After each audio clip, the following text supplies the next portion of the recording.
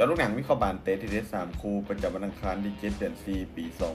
2025เข้ามาเริ่มกันในคู่ที่1ในศึกยูฟ่าแชมเปี้ยนลีกรอบ8ทีมสุดท้ายเตะในเวลา20:00ของคืนนี้การพบกันระหว่างลาซันสุดข่าวและมาดริดทีมจากสเปนจะเปิดบ้านต้อนรับการมาเยือนของบาเยิร์นมิวนิกเสือใต้จากเยอรมันมาดริดจะบ้านมีฟอร์มการลิ่นที่ค่อนข้างต่อเนื่องในช่วงหลังโดยเก็บชัยชนะได้เป็นส่วนใหญ่การลิ่นในบ้านของพวกเขาถือเป็นข้อได้เปรียบเกมบุกก็มีความจัดจ้านจุดเด่นของทีมคือการเล่นเกมสวนกลับไว้บวกกับประสบการณ์ในเวทียุโรปที่ค่อนข้างสูง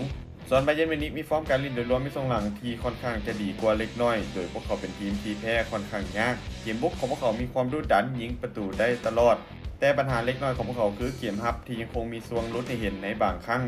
เกมนี้คาดว่ามาดริดเจ้าบ้านพวกเขาอาจจะเน้นการคุมเกมบวกกับการเล่นเกมสวนกลับส่วนบาเยิร์นมิวนิกน่าจะเปิดเกมบุกใส่ตามสไตล์ของพวกเขาเกมมีโอกาสที่จะแลกกันมันและยิงประตูจากทั้ง2ฝ่ายการคาดการณ์สกอร์ที่น่าจะเกิดขึ้นแดนมาดริดจะเปิดบ้านเสมอกับบาเยิร์นมิวนิกไปด้วยสกอร์2-2มาตอนที่2ในรายการเดียวกันเตะในเวลา20:00ของคืนนี้การพบกันระหว่างสปอร์ติ้งลิสบอนทีมดังจากโปรตุเกสจะเปิดบ้านต้อนรับการมาเยือนของปืนใหญ่อาร์เซนอลทีมจากอังกฤษสปอร์ติ้งเจ้าบ้านในฟอร์มการเล่นช่วงหลังถือว่าดรอปลงเล็กน้อยแต่ยังคงเก็บชัยชนะได้อย่างต่อเนื่องบวกกับความมั่นใจจากการเล่นในบ้านจุดเด่นของทีมคือสปีดการเล่นเกมบุกเวลาที่เล่นเกมสวนกลับยังคงมีความอันตราย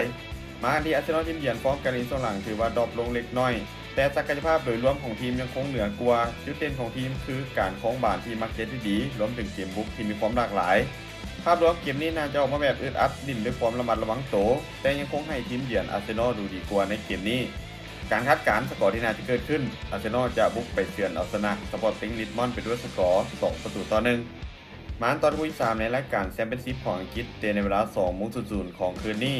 การพบกันระหว่างเวสต์แฮมอันดับ6มี64คะแนนจากการลงเล่นไป40นัดจะเปิดบ้านต้อนรับการมาเยือนของเซาท์แฮมป์ตันอันดับ7มี63คะแนนจากการลงเล่นไป39นัดเบคแฮมจะบ้านในฟอร์มการเล่นช่วงหลังที่ยังไม่ค่อยแน่นอนเท่าไหร่มีชนะแพ้สลับกันจุดเด่นของทีมคือการเล่นในบ้านบวกกับแฮงเสียแต่คุณภาพทีมยังคงเป็นท้องทีมเยือนอย่างชัดเจนส่วนเซาท์แฮมป์ตันทีมเยือนถือว่าพวกเขากำลังอยู่ในช่วงฟอร์มที่ดีและมีความมั่นใจโดยเฉพาะในเกมFA Cupในนัดล่าสุดที่พวกเขาสามารถพลิกล็อกเอาชนะอาร์เซนอลมาด้วยสกอร์2-1พวกเขามีศักยภาพทีมบวกกับประสบการณ์ที่สูงกว่าเกมบุกก็ค่อนข้างมีความหลากหลายเมื่อจากภาพรวมในเกมนี้แล้วทีมเยือนเซาท์แฮมป์ตันพวกเขายังคงดูดีกว่าและมีโอกาสค่อนข้างสูงที่จะเก็บชัยชนะไปได้การคาดการณ์สกอร์ที่น่าจะเกิดขึ้นเซาท์แฮมป์ตันจะบุกมาชนะเวสต์แฮมไปด้วยสกอร์2-0สุดท้ายนี้แต่ถ้าคนสนใจแนวทางดีๆแบบนี้อย่าลืมกดไลค์กดแชร์ออกไปเพื่อเป็นแนวทางเพิ่มเติมและใครสนใจอยากลงทุนสามารถกดลิงก์ผ่านหน้าช่องได้เลยเด้อ